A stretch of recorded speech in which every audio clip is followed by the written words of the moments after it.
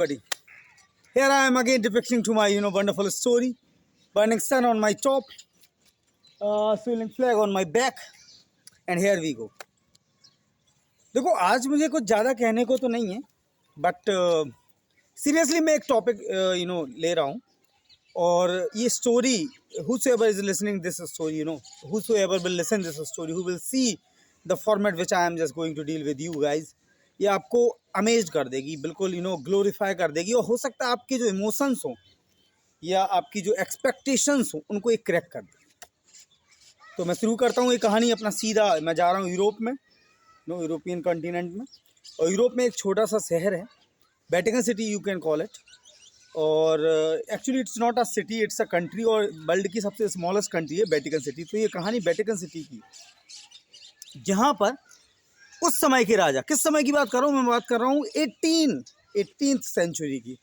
18th century में एक राजा वहाँ हुआ करता था, जिसको उसके ही छोटे भाई ने, पहले होता था ये राजाओं के बीच में, राजा हो या मतलब सम्राट हो या मतलब जार हो वहाँ का, लंदन में इंग्लैंड में जार सिस्टम चलता था, या कोई मतलब मैं कहूँ तो डिक्टेटर हो.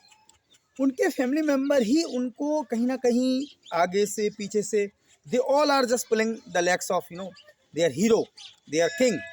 और ऐसी ही इस राजा की कहानी. तो ये जो राजा है इसकी एज होगी 60, अबव 60, मतलब 60 से पार, 62 65. इस राजा के छोटे भाई, जो छोटा भाई है जिसकी एज होगी 55 के आसपास, 10 साल वो छोटा है लगभग. तो वो गलत तरीके से या बुरी नज़र से, या आप कह लो कि दुश्मनी के एवज में अपने ही बड़े भाई को, मतलब तख्ता पलट कर देना, आप समझ गए होंगे मैं क्या कहना चाह रहा हूँ. तख्ता पलट कर देता उसका छोटा भाई और अपने बड़े भाई को सीधा जेल में भेज देता. अच्छा, बड़े भाई की एक बेटी भी है. और ये जो बेटी है ना, ये कोई मामूली बेटी नहीं है. अभी मैं बताऊंगा कैसे ये बेटी इतनी महान हो गई. इतिहास में इतिहास के पन्नों में इसका नाम गोल्डन वर्ड्स में आ गया. मैं बताना चाहूँगा आपको कैसे. तो पिता के साथ साथ उसकी बेटी को भी जेल में डाल दिया. अब ये एक बहुत ही मतलब मैं कहूँ तो इस सोचने वाली बात है. और शायद यही गलती की उसके छोटे भाई ने, राजा के, कि उसने सेम प्रिजन में, मतलब सेम कैद में, सेम जेल की कालकोठरी में दोनों लोगों को बंद कर दिया. एक उसके बाप को, एक उसकी बेटी को, मतलब राजा को और राजा की बेटी को. अब आप समझ रहे होंगे, प्रिंसेस थी वो, एक राजकुमारी थी. अब होता क्या है कि छोटे भाई ने ये डिसाइड किया कि कई सालों तक इनको साथ रखेंगे इस तरीके से. उसने पूरा टेक ओवर कर लिया, पूरा साम्राज्य अपने हाथों में ले लिया, पूरी आर्मी अपने हाथों में ले ली, और आसपास के कई राजाओं को उसने हरा डाला उस छोटे भाई ने. और छोटा भाई बन गया एक मैसिव पावर, एक बहुत ही बड़ी शक्ति. जैसे किम जोंग भी हैं, कई ऐसे एग्जाम्पल हैं. Razia Sultan was like that. और कई ऐसे शासक हुए हैं, मोहम्मद मुस्लिम शासक भी ऐसे हुए हैं जिनके घर वालों ने उनकी हत्या करा दी और गद्दी पे बैठ गए, कुछ वैसे. कई हैं ऐसे, many examples are taken from Mughal dynasty. तो जरा सोचिए कि एक ही कालकोठरी में बाप बंद है, उसकी बेटी बंद है. अब सिचुएशन कुछ ऐसी आ जाती, कई सालों तक ये केस चलने वाला है. मैं आपको बता दूं, कई सालों तक ये कहानी चलने वाली है, रन करने वाली है. क्योंकि छोटा भाई पावरफुल बनता जा रहा है, आसपास के कई इलाकों पर उसका कब्जा जम गया है. वो एक बहुत ही खतरनाक राजाओं की तरह पूजा जाने लगा है, उसका वेलकम किए जाने लगा. और यहाँ पर जो रियलिस्टिक राजा था, उसको वो जेल में बंद है. और जेल में बंद होते होते उसको 6 साल 7 साल 8 साल हो गए. अब राजा ने डिसाइड किया कि मैं अनशन करने वाला. अभी थोड़ा सा क्लू है, थोड़ा सा राजा को इल्म है, ये लगता है कि उनकी प्रजा उनके साथ हो सकती है. जब मेरा छोटा भाई तख्ता पलट कर सकता है, तो मेरा भी कोई चाहने वाला होगा, कोई मेरा फैन होगा, या कोई मेरा खूनी रिश्ता होगा जो शायद मेरे खातिर इसका तख्ता पलट कर दे. तो उस उम्मीद से 6-7 साल की कैद के बाद वो राजा डिसाइड करता है कि अब मैं अन्न और जल, फूड एंड वाटर दोनों गिव अप कर दूँ. और वो कर देता है. हालांकि बेटी नहीं चाहती थी, कोई भी बेटी नहीं चाहेगी कभी भी लाइफ में कि उसके फादर के साथ कुछ भी गलत हो या उनके फादर को कोई भी प्रकार का कष्ट हो. जब बेटी ने ये सब देखा ना, तो बेटी को लगा कि मेरे फादर की तो अभी लगभग मौत ही हो जाएगी अगर इस तरीके से वो करेंगे, मतलब वो पानी भी नहीं पिएंगे. तो मुझे नहीं लगता कि मेरे पापा ज़्यादा दिन तक सर्वाइव रह पाएंगे. और अगर मेरे पापा जिंदा नहीं रहेंगे तो शायद मुझे भी ये मार डालेगा. मेरा जो चाचा है, यानी जो अभी करंट राजा है, वो मेरे फादर को भी मार देगा, मुझे भी मार देगा. अब जरा गौर करें, गौर फरमाएं, जरा अपने दिल को थाम लें यहाँ पे. Just sees your feeling and emotions and your breathing. क्योंकि अब बहुत ही इत्तेफाक होने वाली चीज़ होने वाली, अनएक्सपेक्टेड, अनऑर्थोडॉक्स चीज़ होने वाली, अनकन्वेंशनल चीज़ होने वाली है। और वो होगी कि वो बेटी जब ये देखती है कि उसके फादर ने पानी और फूड दोनों गिव अप कर दिया, तो वो उसको फीडिंग कराने लगती है। और नॉर्मल फीडिंग नहीं, ब्रेस्ट फीडिंग कराती है वो। अब आप समझ गए होंगे मैं क्या कहना चाह रहा हूँ। वो बेटी अपने ब्रेस्ट फीडिंग के जरिए अपने फादर को जिंदा रखती है। 1 साल नहीं, पूरे 2 साल। वो पूरे 2 साल वो बेटी ब्रेस्ट फीडिंग कराती है। ब्रेस्ट फीडिंग आप समझ गए होंगे, यानी अपने स्तन का पान वो कराती है। क्या आप ये उम्मीद कर सकते हैं? क्या आप ऐसा सोच सकते हैं? क्या आप इमेजिन कर सकते हैं कि ऐसा भी हिस्ट्री में हुआ है, ऐसा भी इस प्लेनेट पे हुआ है? हाँ, हुआ है। ऐसा ही हुआ है। ऐसा ही हुआ है कि उस राजकुमारी ने, उस बेटी ने अपने फादर को बचाने के लिए अपना ही ब्रेस्ट की फीडिंग कराई अपने फादर को, क्योंकि फादर ने तो गिव अप कर दिया था पानी और खाना। तो इस तरीके से वो राजा कई सालों तक, यानी अगले 2 सालों तक जिंदा रहा। और देखिए, नेचर लॉ है, फिर से ये चीज़ घूमने वाली है। जहाँ से ये कहानी शुरू हुई थी वहीं कहानी आने वाली है।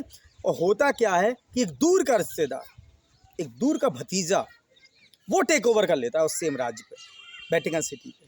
और वो करंट राजा को हरा देता है, उसको मार डालता है, उसका मतलब मैं कह सकता हूँ कि किल कर देता है, मर्डर कर देता है। और वो अपने चाचा जी को और अपनी बहन को छुड़वाता है उस जेल से।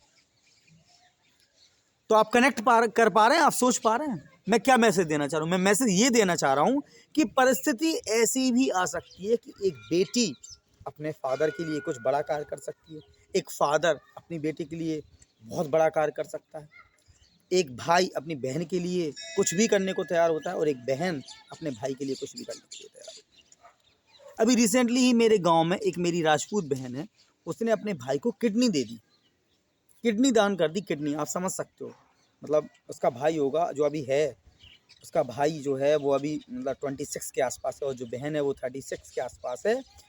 तो देखो बहन का दिल कितना बड़ा होता है कि उसने अपने भाई को बचाने के लिए अपनी किडनी दान कर दी, क्योंकि भाई की दोनों किडनियां खराब हो चुकी थी। मेरा राजपूती भाई है, उसका नाम दिवाकर।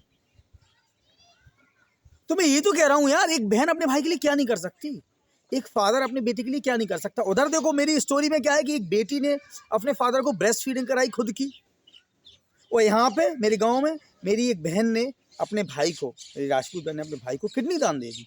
तो कितना बड़ा रिश्ता है यार इस दुनिया में, माँ का बेटे से, बेटी का माँ से, पिता का पुत्री से, भाई का बहन से, और बहन का भाई से। कितना गहरा रिश्ता है, कितना मजबूत रिश्ता है। और ये केवल इंडियन कल्चर में है गाइस, बडीज बनीज, ये केवल इंडियन कल्चर में है।